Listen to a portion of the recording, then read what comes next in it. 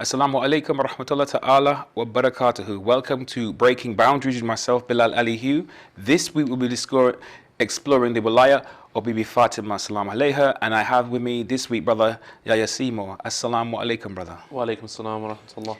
Thank you for having me on the show, brother. Thank you for making the time with such brief notice. But I think a very appropriate and gentle talking point would be maybe to discuss or outline the history of Bibi Fatima with respect to her family origins, because she's not just the daughter of the Prophet Muhammad, peace and blessings be upon him, but also she comes from a very special family with regards her mother's side. Of course. So maybe you could speak a little bit about her mother's side and Absolutely. her early upbringing. Of course.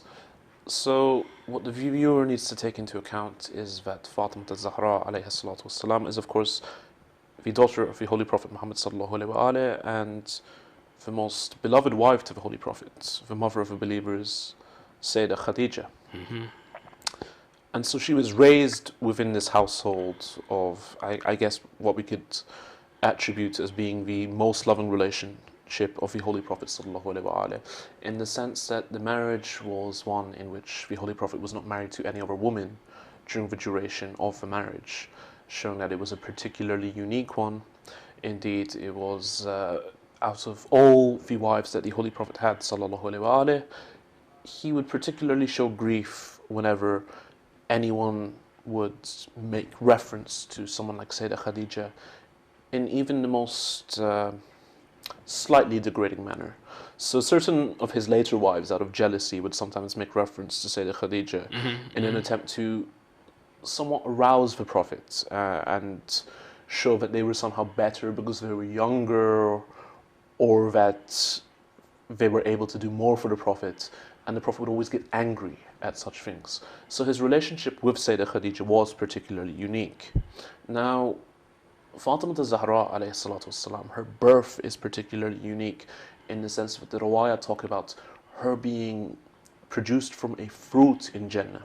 The Rawaya talk about when the Prophet went for what we would call an ascension, when he went for an ascension. Mi'raj? I guess we could say it's an Isra. Some people disagree as to whether or not it was the Mi'raj. Because some people say there were several, right? Exactly. Okay, exactly. I'm with you. It was a form of a heavenly ascension in which he was given a fruit. Now, of course, the Rawaya differ on what the fruit was. The important thing is that it was a fruit of a heavenly nature. Most Rawayats, most narrations do say it was a pomegranate. And he was given this, it was split in half, and he was told that you eat half of it, your wife eats half of it, and of course fulfill your marital contract in that sense. Mm-hmm. And from this marital union, Sayyidah Fatima alayhi salatu wassalam was produced. And so for that reason, the Rawayat say that whilst she is of human birth, she is what we would call a human Huri, one of the heavenly maidens embodied in a human form. And so for that reason as well, we have particular attributes which are given to Sayyidah Fatima al-Zahra, such as a narration in Al-Kafi, which states that Fatima is a truthful one, a Siddiqa, a Shahida. She is a martyr as well. Now that's a whole separate topic for, of course, the martyrdom of Fatima al-Zahra, which we'll not go into right now. And more importantly, that the daughters of the Messenger of Allah do not suffer from the same menstrual cycles which other women suffer from. So this narration implies that Fatima al-Zahra, due to her nature as a human Huri, did not suffer from these earthly problems that certain other women, of course, I guess I'm reluctant to use the word suffer from, but I wanted to bring that up because some may say it's a bit of a loaded term. Exactly. It's part of life, but I understand what you're saying. It may indicate some sort of uniqueness about her Absolutely. creation. Yes. What was the context in which she was born, and not just in terms of a loving home, but what was the state of the Muslim community at that time? Because from what I'm led to believe, it was pretty tough times, harsh times. The history says it was tough. It was tough times. Definitely very tough times.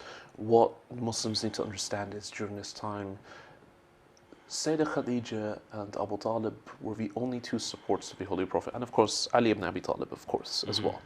So certain narrations state that at this period of time, the only thing that kept Islam alive as a reality, as a religion, were the financial backing of Khadija I guess we could refer to it as tribal power or influence and status of Abu Talib, in addition to the sword of Ali ibn Abi Talib. Now, what does that mean? Of course, they were not going around fighting people in the Meccan period because they did not have a state.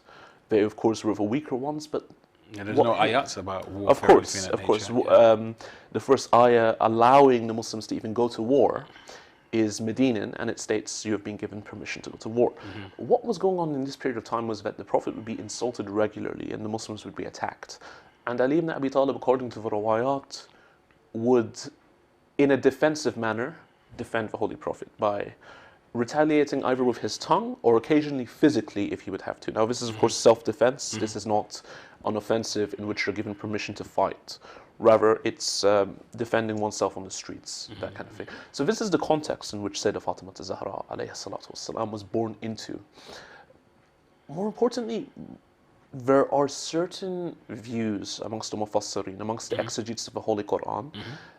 I'm cautious to affirm them entirely, but I'd like to mention them because they are views and they're given amongst the prominent ulama of the prominent scholars of this sect, which state that Allah Azza wa Jal in Surah Al-Duha, when He says to the Holy Prophet sallallahu alaihi wasallam, and we will give you something by which you will be pleased.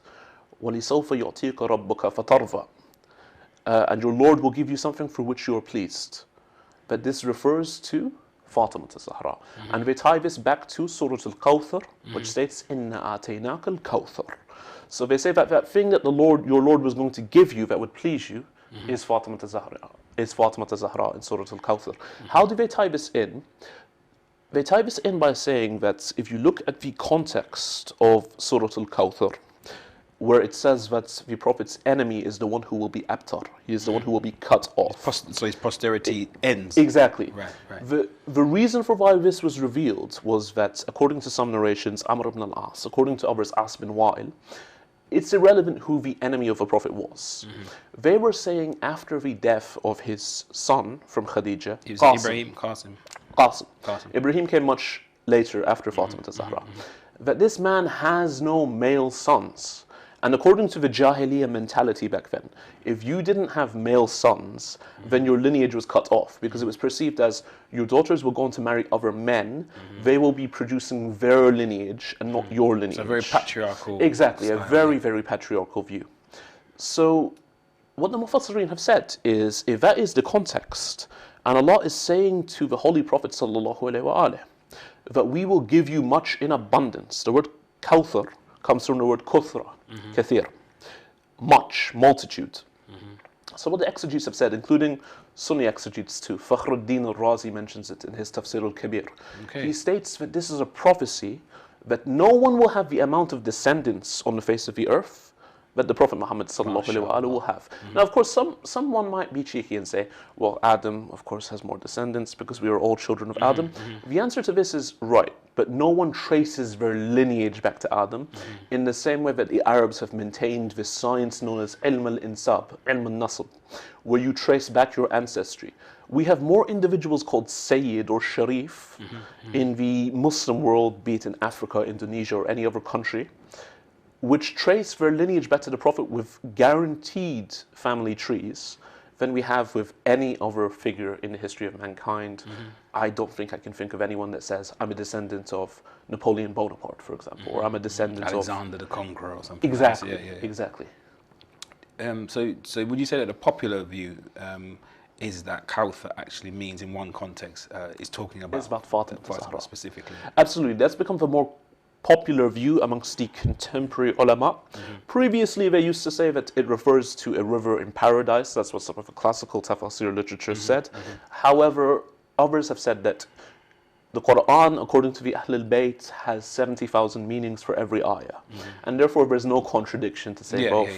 And more importantly, if you look at the context in which the prophetic enemies are being addressed as you will be cut off, your lineage will essentially not exist in the future, then what is Allah giving to the Prophet that would make sense in that context if he's merely talking about a fountain in paradise? why this is important, I think, this is purely subjective, but my analysis is that going back to the whole patriarchal idea, it challenges that in a way because every person that claims to be a Sayyid has to go back to a woman, through a woman before they can go back to the Prophet Muhammad. So it challenges that sort of stereotypical patriarchal idea of maybe the importance of women, because at the foundation of it, Absolutely. you have one woman. Definitely. This is something that does need to be taken into account. And likewise, it's not just the Sauda, it's not just the descendants of Muhammad sallallahu alaihi wa in which we have this context. In the Quran, Allah Azza wa Jal talks about how He chose Al Imran above the rest of the nations. Now, on one level, yes, Al Imran is referring to the descendants of Abu Talib. Imran is a name for Abu Talib as well. But on another level, there was also a historical Imran, namely the father of Maryam. And we would say that Al Imran in this context, when Allah has chosen them, He has chosen people like Mary, He has chosen Isa alayhi salatu wasalam as well.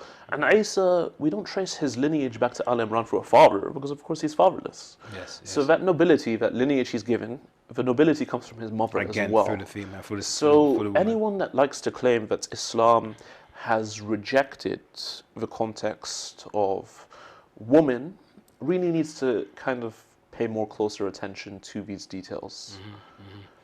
Very interesting opening. The time has gone so quickly that we're going to stop for a brief break, but hope to quiz you some more on the other side, and hope to see you all on the other side of Breaking Boundaries. Until such time, Assalamu alaikum wa rahmatullahi ta'ala wa barakatuhu.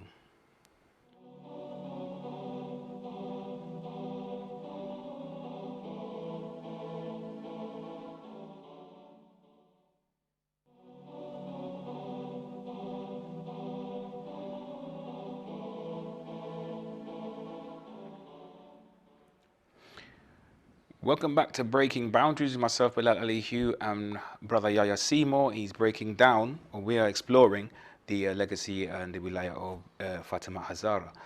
I wanted to ask you a generic question, brother Yahya, about women, the status of women in Islam. What is the status of women in Islam? It sounds like a generic question. It sounds like a stereotypical question, but I'm hoping that we can go deeper than often the flowery words, and we can get into some of the real meat of what that's about. Absolutely. Allow me to be quite frank and stipulate now that I'm not going to whitewash the topic, as some people have tried to do today, to conform to modernity and Western values, which I believe are not even in line with half the claims they make. We believe in Islam that women, like men, are equal in that they are servants of Allah Azza wa Jal.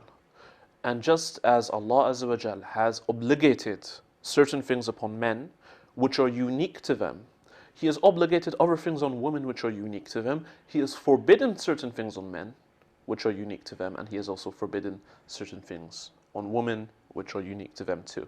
We should not conflate the fact and try to maintain that the position of a woman in the religion of Islam is unique, or rather is equal to the position of men. Otherwise, we wouldn't be having this show in the first place. We would just be saying, what's the position of a human being in Islam? Rather, we make distinctions, just as we make distinctions between other things as well. The status of an elderly person in Islam is different from the status of a child in Islam, which is different from the status of an adult male who has not reached the point of being elderly in Islam. Each one has their own role, and within that own role they function and thrive. So the first thing I would want the viewers to take into account is that just as nature itself has produced certain differences within the genders, if we want to refer to it in that general context, of course we believe that Allah Azza wa Jal is the one who created these differences between the genders. Alhamdulillah. We must also realize that because there is that apparent biological nature, there must also be a different nature in terms of society and role. So what we believe about the woman is that they are to be protected. Now, of course, we males often fall short of this role, and may Allah forgive us all for any shortcomings we have. They're to be protected, they're to be cared for, and likewise, they are the support of their husbands, and indeed their husbands are the support of them. Sayyidah Fatima Zahra alayhi salatu wassalam, for example, who we've been speaking about earlier on, she is known as the mother of her father. Now, of course, we don't take that literally. She wasn't quite the mother of her father. A figure of speech. It's the a Prophet figure would of use. it, Peace be upon him. absolutely. Yeah, yeah. It meant that in every way, shape, and form, she was the support of the Holy Prophet.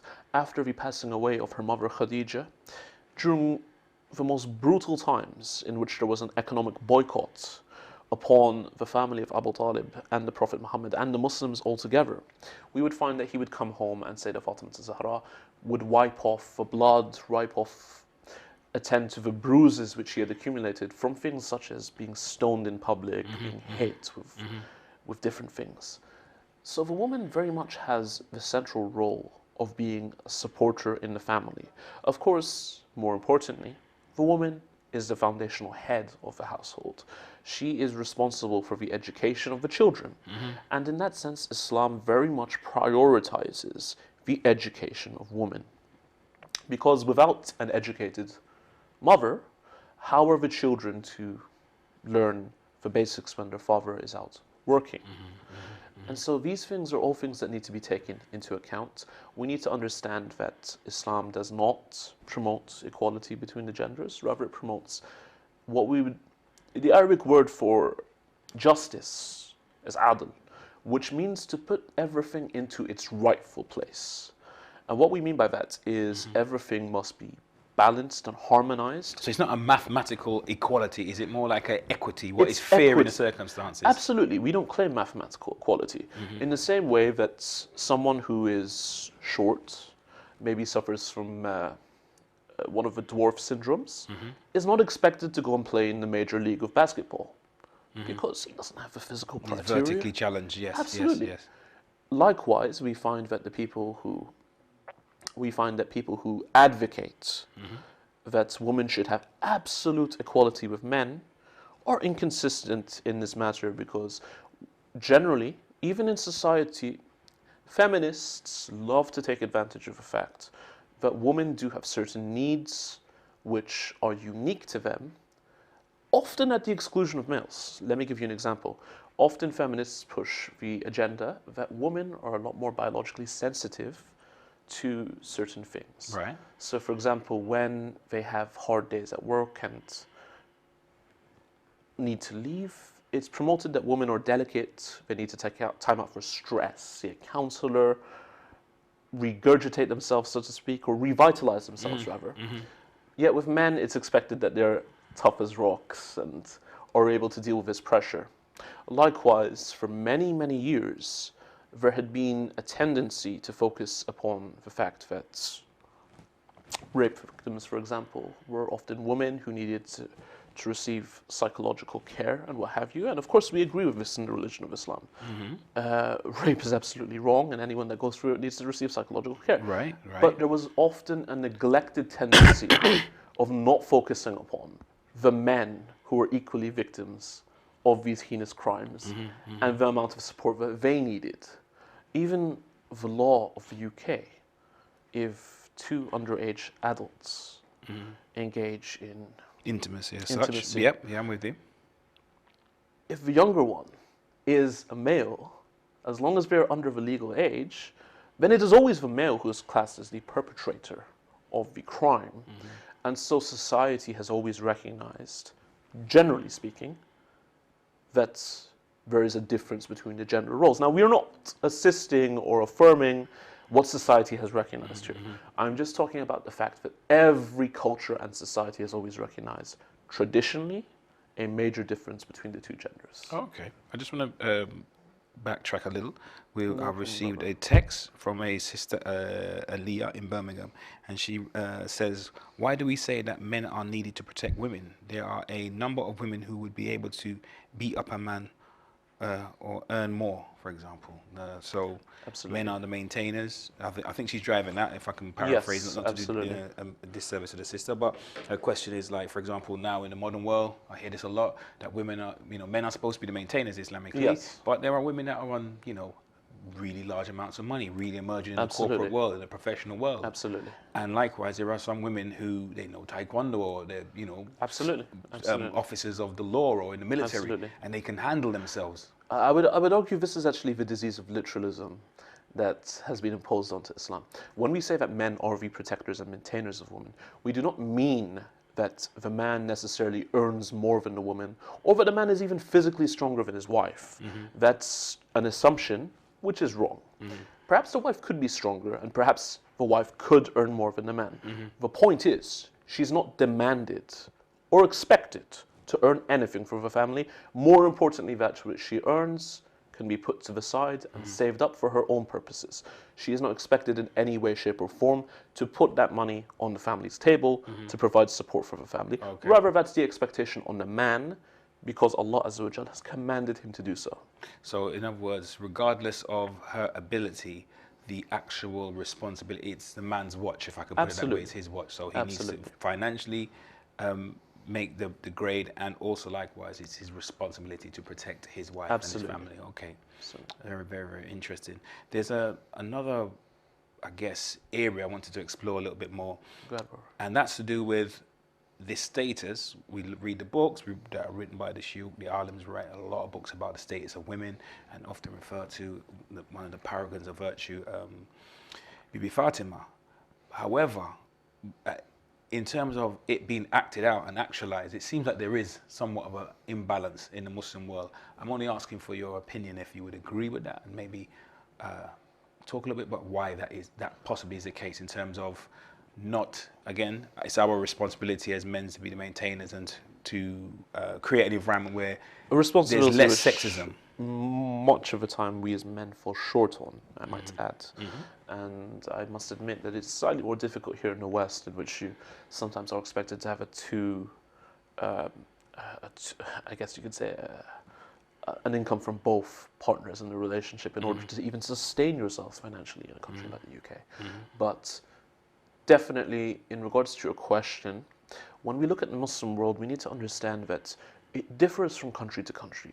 So, of course, many people like to highlight the Arab world, and of course, they always love to highlight Saudi Arabia and say that women are banned from driving there, therefore Islam must have a problem with women. Now, of course, what this fails to take into account is you have a bunch of other Arab countries in the Middle East in which women are not forbidden from driving.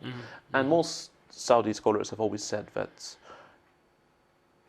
the prohibition of driving for women is something which is cultural, and that's just an expectation of that society. So there does need to be a recognition that many of the countries fall under certain cultural, static views which need to be readdressed and are not in line with the religion of Islam, and often go contradictory to the religion of Islam.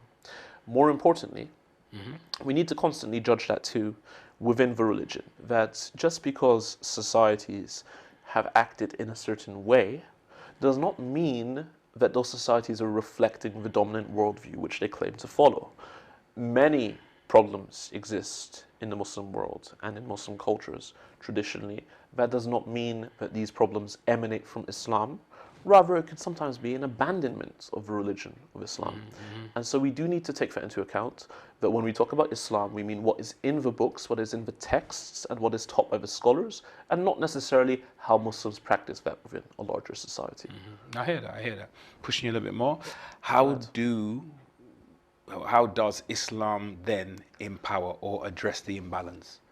And I'll give you an example. What I mean is that, say for example, Islam teaches, all right, there's no racial discrimination. Absolutely. But there's a particular race that experiences, unjust treatment, unfair treatment. Absolutely. America, Black Lives Matter, for example. Of course. How would a group empower themselves, or so if the group is a gender, so women in a society find there is some imbalance, how do they actually empower themselves Islamically? Islamically, it's a difficult question, because what does Islamically really mean? All that means is what framework could they use within the religion of Islam without doing anything haram or What is contrary permissible? to the teachings of Islam, Okay. right? In order to empower themselves. So, for example, it's interesting that you brought up the point of racial discrimination, and I agree universally. I tend to find that in Shia societies and Sunni societies, brothers who tend to have darker skin have always found a lot more of a disadvantage And of course, one role model who many youth support today is Malcolm X, who's famous for saying, by any means necessary. Now, of course, that was something he said when he was in The Nation. So after he came out of The Nation, he would have had to say, by any halal means necessary, and not by any means necessary.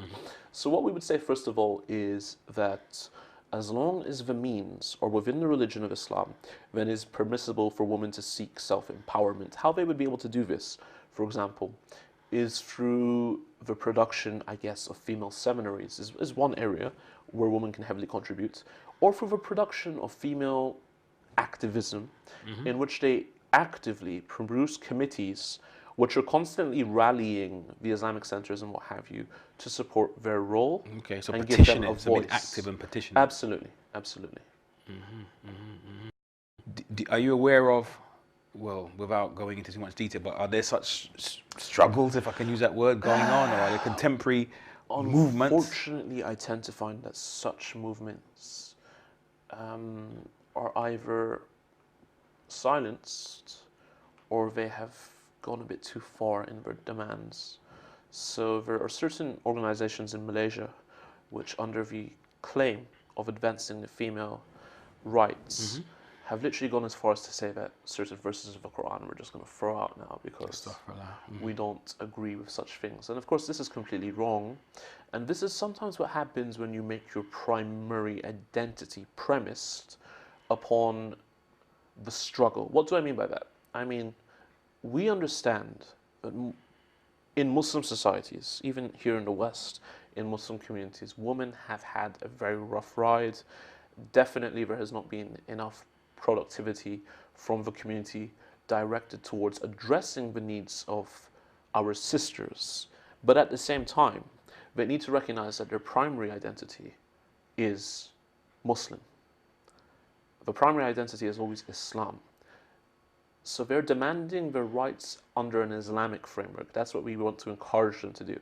Sometimes when there's this perception of making demands for females the primary affiliation, then they can move out with that boundary and sometimes support the cause of general feminism, which is a very non-Islamic ideology, I would say.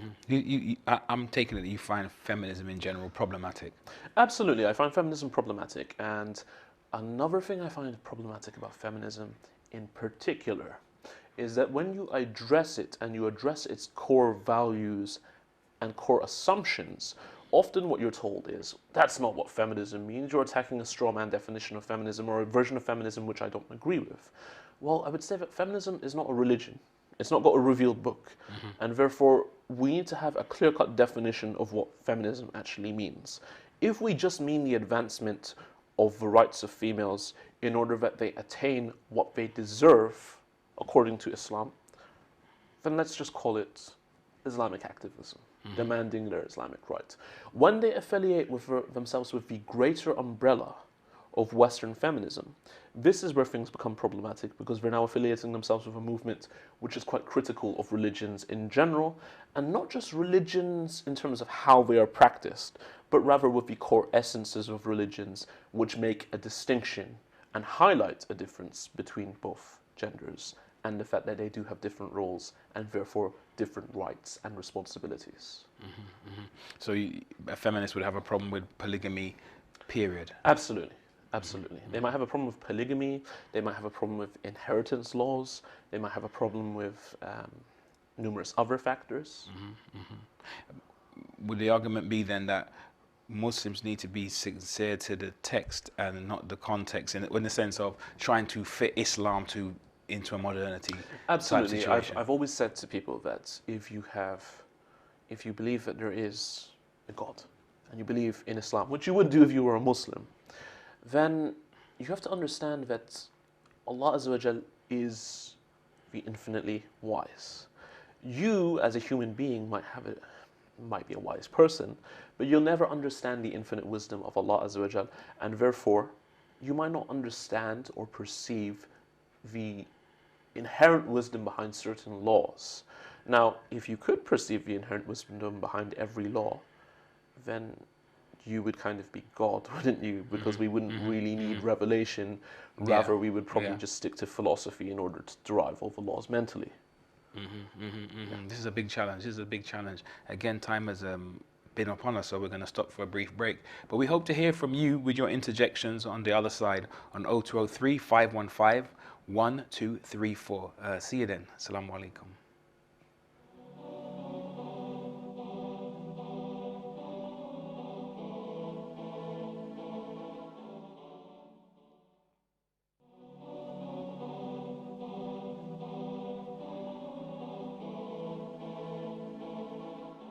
Welcome back to the part 3 of Breaking Boundaries, where we explore the Walaya of Bibi Fatima.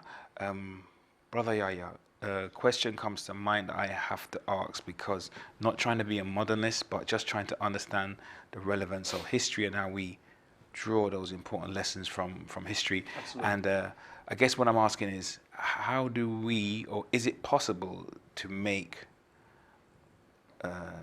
Bibi Fatima's legacy, her narrative, her example relevant in the 21st century, not just to Muslim women, but to women? But we could start with Muslim women. How do we make that relevant or draw the correct lessons? Absolutely. I think it's a very pertinent question. And there are certain things that we do need to ask when we talk about the example of Sayyidah Fatima al-Zahra, alayhi salatu wassalam. So most importantly, we need to look at the modesty of Fatima al-Zahra. Sisters should be asking themselves, am I implementing the modesty of Fatima al-Zahra in my life today? So modesty is key. Absolutely. More importantly, if we look at one of the defining roles of Sayyidah Fatima al-Zahra, one which certainly sets her apart from all other women with the exception of Sayyidah Zainab throughout history, alayha salatu wassalam, we see that Sayyidah Fatima al-Zahra is the ultimate and penultimate defender of the walaya of Amir al-Mu'mineen.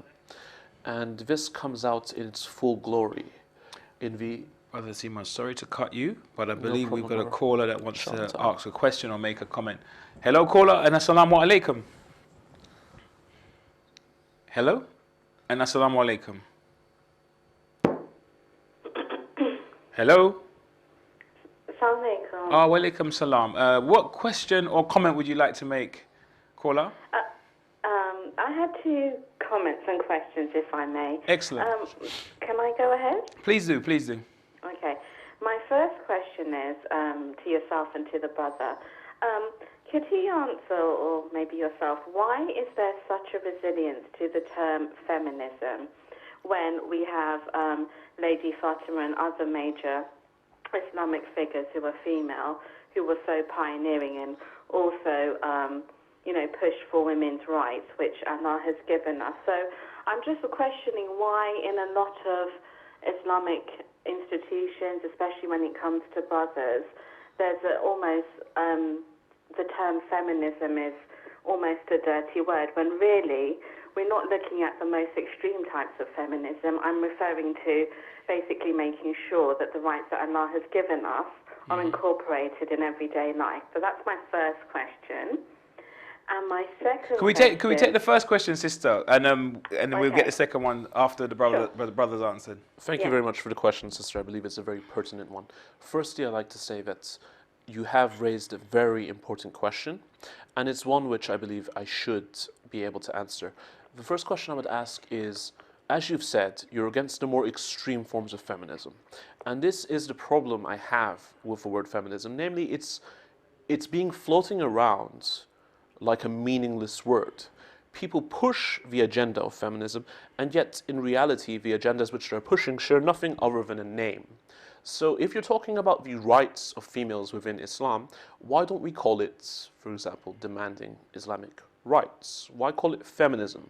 What do you mean by feminism? In order for me to even negate the usage of the word feminism, you would need to provide an articulated definition of what this term means, something which I believe most feminist groups have failed to do because they merely juxtapose the term in opposition to the current narrative. Now, the narrative which I myself am promoting is the Islamic narrative, namely the narrative which promotes all the rights of women as revealed by Allah Azza wa Jal, and I don't believe that we need to juxtapose any form of feminism against that.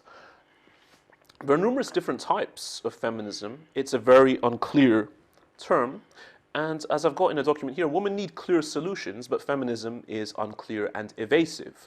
Feminism comes in many different factions: conservative, liberal, socialist, postmodern, ecofeminism, and so on, with no shared value system or moral guidance. Feminists do not agree on anything but the name and will happily contradict themselves if need be. So I believe that the first thing we need to do is have our definitions intact and question why we're using a term like feminism if it's generally being used outside the Islamic context, in a context which largely contradicts what the religion of Islam teaches, namely the advancement of pure equality between the genders. Can I respond to that question? Absolutely, sister. Okay, thank you. What I wanted to say is, of course, the term feminism is broad, but when a lot of the time when a female raises a concern that is to do with female issues, she's branded by Muslims as being a feminist. So if I was to say that, I'm going for a family court issue, God forbid, and I would like an Islamic court to hear my viewpoint, they'll say you're being a feminist. When Islamically, we know that everybody can give their viewpoint at the end of the day. Yeah. I just find that in our culture and in our Islamic remit, I think a lot of the time we tar a lot of sisters with the term feminist when actually that isn't really the case. And a lot of females actually feel that this beautiful religion has been hijacked by men. Because there is not a lot of places that they can go. And if they raise an issue or talk about something that might be a bit difficult for the community to find palatable, they're branded a feminist as if it's a dirty word. So if we could realign that stereotype would be really helpful to a lot of sisters who are listening, I think. Absolutely. Because, as you said, Fatima Zahra, I think she was pioneering, as was her mother, as were so many other females, especially at the time and where they were living. The things that they did and how they conducted themselves with dignity and modesty was pioneering. What's the second question or point that you'd like to make, sister? The point that I wanted to make, was, does the brother recognize that, a lot of females do feel that this religion has been hijacked by men, and that many of them may feel that they're displaced because, especially if you're in the West, you're trying to live an Islamic lifestyle as best as you can, and you would like to go to a mosque or an institution that would reflect your everyday life, and a lot of these places do not reflect how we try and live our lives. And a lot of sisters have personally told me that they feel that they have a connection with the religion, they feel that it's mainly been hijacked by men and cultural beliefs or wherever they come from. And I wanted to know if the brother agreed with me on that, and if so, what ideas does he have to change that around if he did agree? Brilliant question, sister. Brilliant question. What say you, brother Yahya? I definitely agree with the sister that culturally, we as Muslims have somewhat pushed the female narrative, and I'm using the word female, not feminist, for a reason, out of our masajids. Likewise, I think that the sister needs to understand that the representation of women is not the only primary concern within the mosques. What do I mean by that? Many people would argue that the youth who have grown up in this country speaking the English language do not have enough representation in the mosques. Likewise, many people would argue that converts do not have enough representation in the mosques. Likewise. So are we going to start taking these terms and now coming up with weird reactionary terms such as convertism? I'm a convertist. I'm an Englishist because I believe that English has been kicked out of a mosque. But that's semantics. I think there's an essence, which is that we can agree, or most people, many would agree, at least many would agree, that there has been a patriarchal drive or overdrive amongst Muslims. I'm not saying it's in the religion because the religion is pure, but maybe the interpretation or the analysis, many would argue, is a patriarchal overdrive. I definitely do not disagree with that. Right, and I think it's something that dictates the world culturally and not just necessarily religious centers culturally. I think that the world tends to suppress the voice of females and even encourage them to take up roles which are degrading to them and do not give them the adequate amount of respect that the divine religions have taught a female should have. But at the same time, I'm still very against the usage of this term feminism because, as I said, it's an abstract, meaningless word. It's a word which has already been used outside an Islamic context to denote something which is purely un-Islamic. And therefore, when sisters use it and identify with the movement of feminism, they are essentially identifying and affiliating themselves with movements which are essentially un-Islamic in their ethos.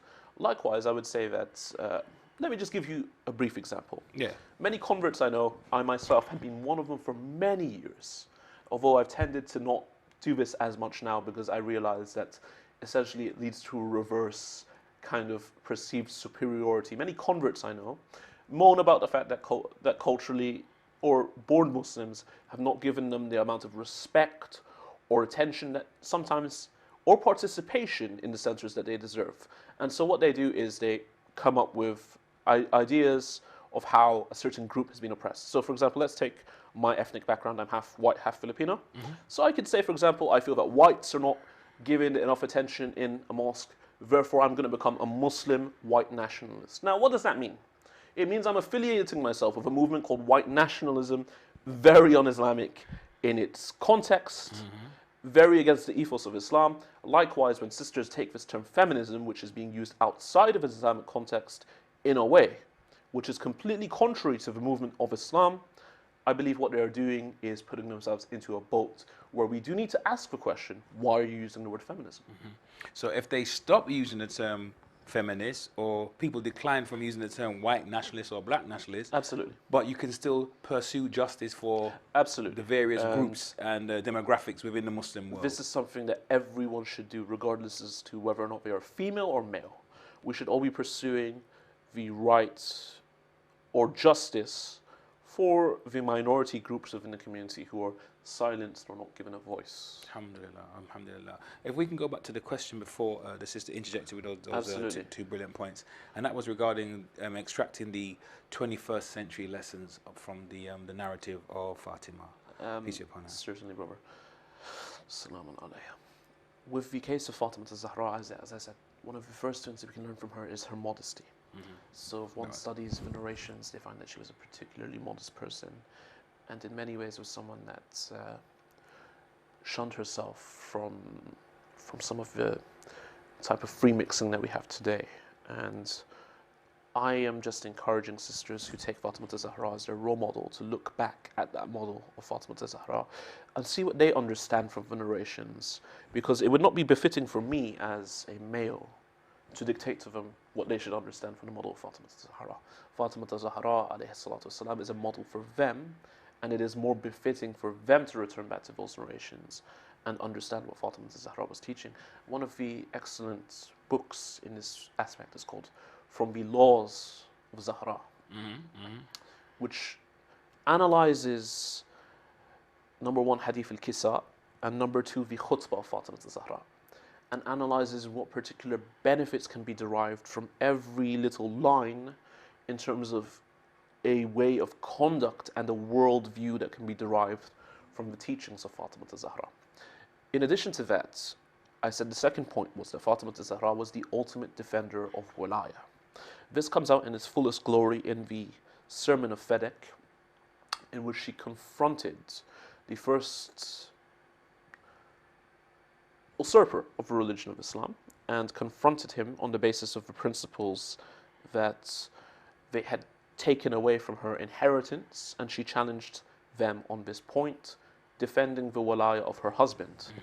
And so this is another benefit that we can take from Fatima al-Zahra as being a particularly pioneering person concerned with constantly defending the walaya of Ahl al-Bayt, even if it meant going out in public at this point in order to do so.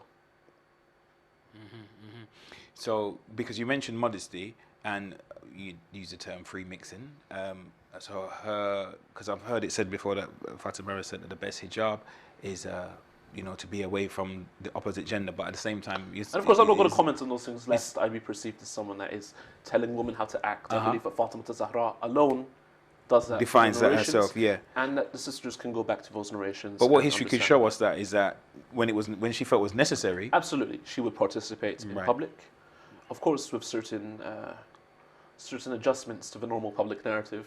For those who want to learn more about this, they can refer back to the sermon in its full detail in regards to how she appeared and the certain precautions that she took in order to appear in public. Sure. I have a question for you via WhatsApp. Assalamu alaikum. Can the guest explain what he means when he says the whole world is opposing women and oppressing women? Absolutely. That's from brother Anis in London.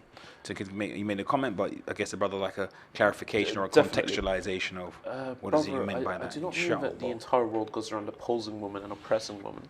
I believe that the context of my words was in the context of the sister asking whether or not I believe that in religious centers, particularly mosques, women have had their narrative or their rights silenced. Usurped, yeah, sure. I think she used the term usurped. And what I had said to that was that I believe that it's not something restricted to the mosques. Rather, in larger society at large, I believe women have generally had their rights usurped and have been treated in ways which are not befitting.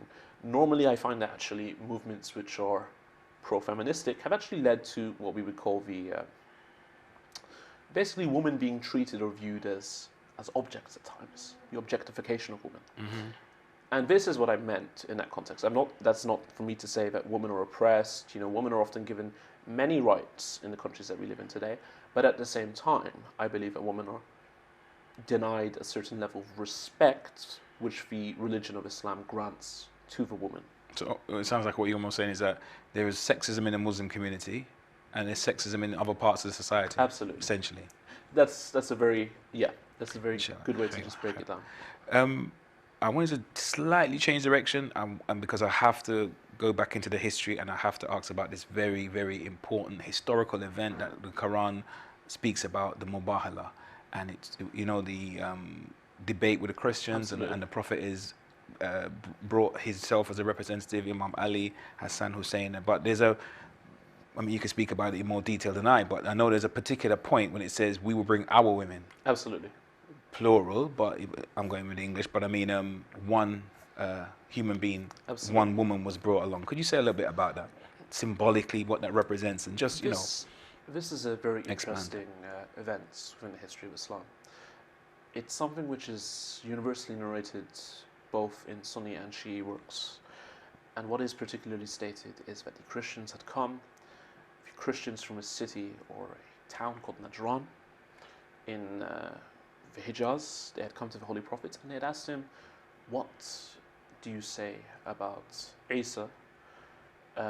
Jesus. Of course, Jesus. Mm-hmm. And of course the Prophet waits, revelation comes to him, saying that the likeness of Jesus is like the likeness of Adam. Of course, when you refer back to many of the theological treatises of the Christian faith, I have a slight interest in dialogue with Christians, you find that the ancient theological treatises would often make a big deal of the fact that Jesus was born of a virgin, that he was born without any male intervention. Sure. And so what they would say is that the fact that he was not born with male intervention shows that there must be divine intervention. The fact that there's divine intervention must mean that he's the Son of God, or that he is God incarnate.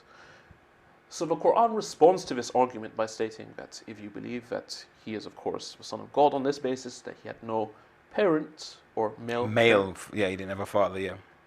then Adam is even more deserving to be known as God because he had neither a mother nor a father. So when the Christians hear this, they disagree with the Holy Prophet and they say that, no, we still disagree with you. So the Prophet says, okay, if you wish to continue in this disagreement, in this theological point, the Quran addresses the Prophet and tells him to say that, come, you bring yourselves and ourselves, and your sons and our sons, and your woman and our woman. So, of course, this is represented by the Holy Prophet bringing Imam Ali as his self, which is a unique theological point in and of itself. He brings Hassan and Hussein as his sons, and he brings Fatima Zahra as his woman, of course. Now, it's very interesting that he only brings one person.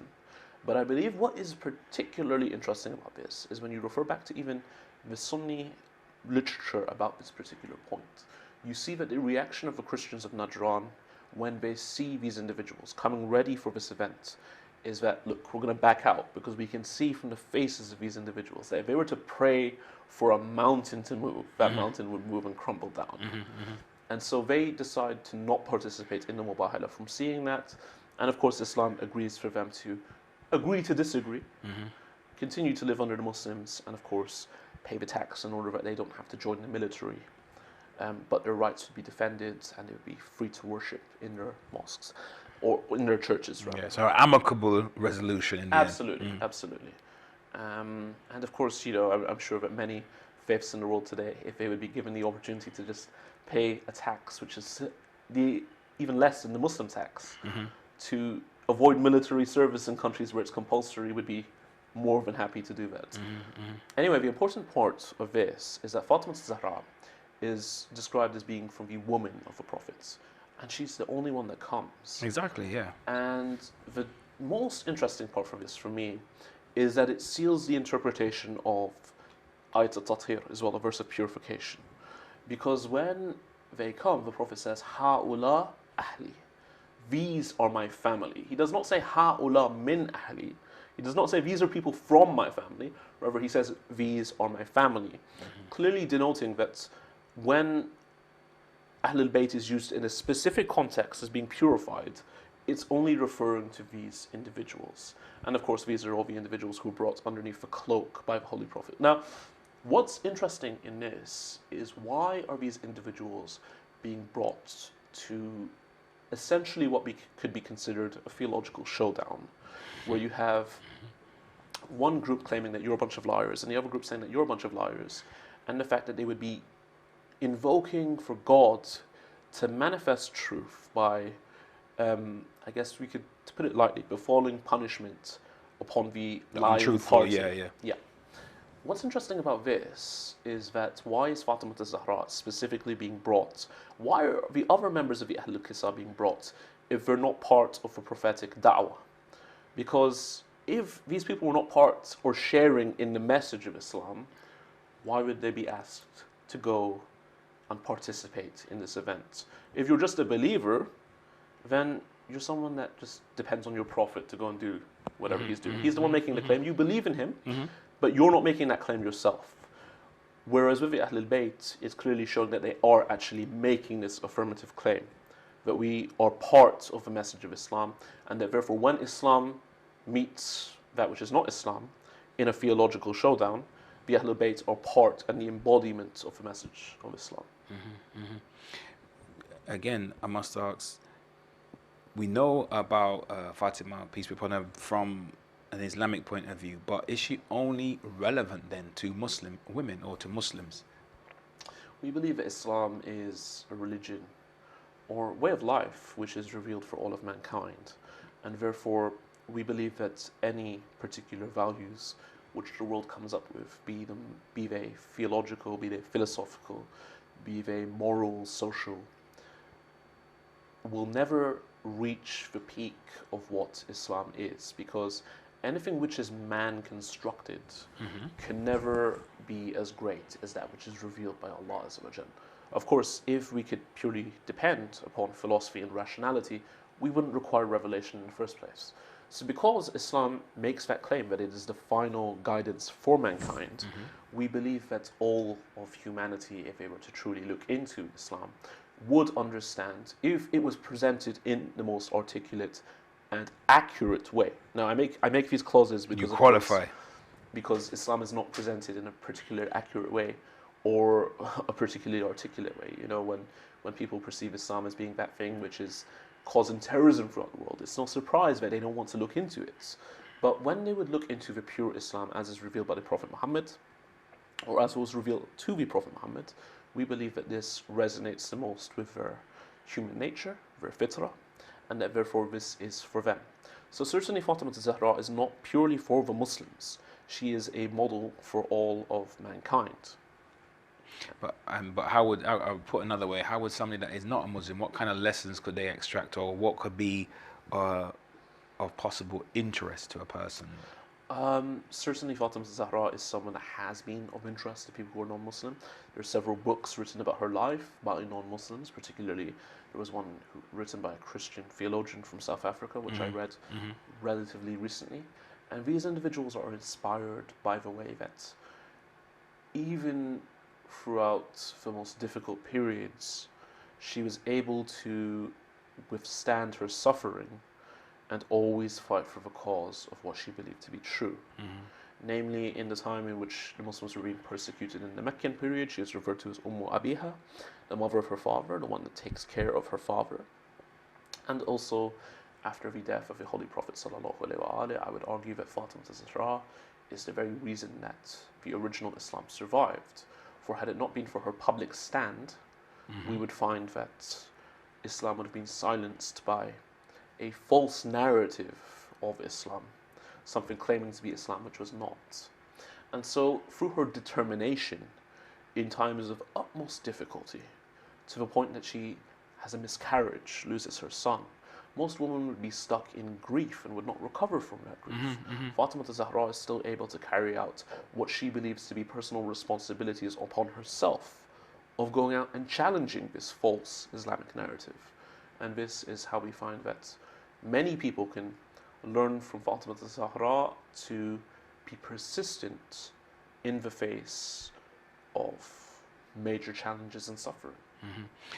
In one sense, it's quite clear from what the Quran and from the Sirah that Fatima Zahra, peace upon her, is very favoured. But at the same time, you speak about some serious tragedies and some serious difficulties that befell her life, as with other members of the Ahlul Bayt, as well as the Prophet, peace be upon him, himself. Absolutely. And I guess there's a lesson in that for us, because sometimes we can feel when we're going through difficult times that Allah has not favoured us, or instead of seeing it as a test, that it is it's like a punishment necessarily, So, but at the same that's time, evidence in we some should respect. remember that Allah Azza wa Jal raised the difficulties from Fatima Zahra by granting her martyrdom and allowing her to depart from this very cruel world at a very early point of her life. Do you think that we would really ever be able to truly understand her value in terms of her contribution to human history? I don't believe we ever will, and I don't believe that anyone understands either her value or even the oppression that befell her. I don't believe that the details have reached us in their full depth, other than the Imam of our time, may Allah hasten his reappearance. And he alone is the one that knows her value and what befell her in the most darkest of days. Now I know there are some historical facts. Hopefully we don't necessarily have to go into them, but where there has been some schism in the Muslim world. But she is also, I would say, Fatima Zahra, a beacon of unity, or in terms of certainly she is a beacon of unity. Us reaching out, Muslims regardless of denomination. If we stand on La ilaha illallah Muhammadur Rasulullah, that is quite a solid foundation to have some commonality. Definitely. It is a foundation of commonality. Our love for the Ahlul Bayt is, of course, a foundation of commonality as well.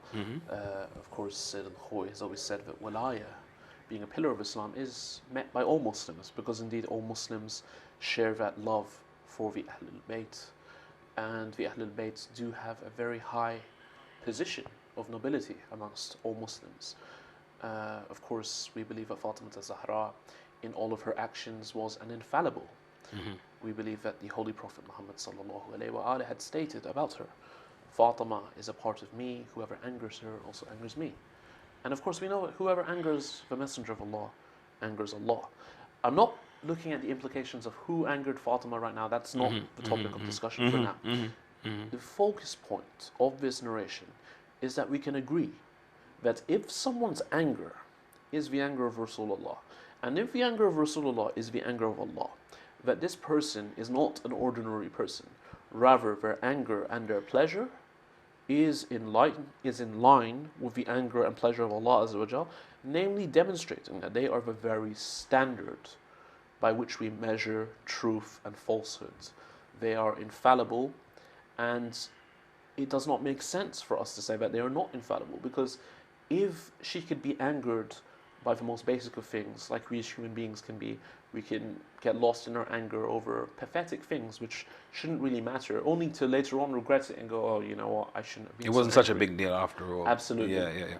If Rasulullah is saying that, no, whoever angers her also angers me, this shows that in every period of her anger, she is in line with the truth. He did not say, whenever anyone angers her about something serious, it also angers me about something serious. He made it a general statement, delineating the fact that she has a particular theological infallibility, is unable to err in these matters of anger and pleasure. So she's somebody of yaqeen. Of course, Inshallah. someone who we can measure, is this something good or is this something bad, on the basis of how she reacted to that. There was a question came by WhatsApp and asking about any particular titles, if you may not know, of non-Muslim authors who have written about Fatima. I know there's some stuff in Portugal. There's a place named. The stuff from Portugal tends not to be too related to Fatima al-Zahra, despite the fact that the area is called Fatima. And it was named by the Muslims. Of course, you tend to find that these visions have been, according to the perception of the one having the vision, Right. have always been the Virgin Mary. Okay. And so, whilst I find that Muslims do tend to make quite much ado out of these occurrences, and inshallah ta'ala, of course, you know, with a location called Fatima where you are having visions of Virgin Mary, it's quite natural that we do suspect that there is something going on there, due to the close proximity of the two heavenly virgins, as we would call them. But at the same time, these books are generally not about Fatima al-Zahra. In terms of books written by non-Muslims, the names have left my mind. Unfortunately, my memory is not serving me too well these days. But I can remember one of the books was written by a lady called Mary Thurkrell, and it was called Fatima al-Zahra and Mary in Medieval Christianity and Shiite Islam. It's a particularly excellent work. Interesting. But it's been a pleasure. I feel like we've only scratched the surface, and this would make for a good series in itself, Sure. studying the life of Bibi Fatima, salam alayha. But you know, the time at this point That's fine, brother. has been a master. But respect and greatly appreciate your time and Thank you your so much words. for having me on the show. And thank you all for staying with us for the duration of Breaking Boundaries.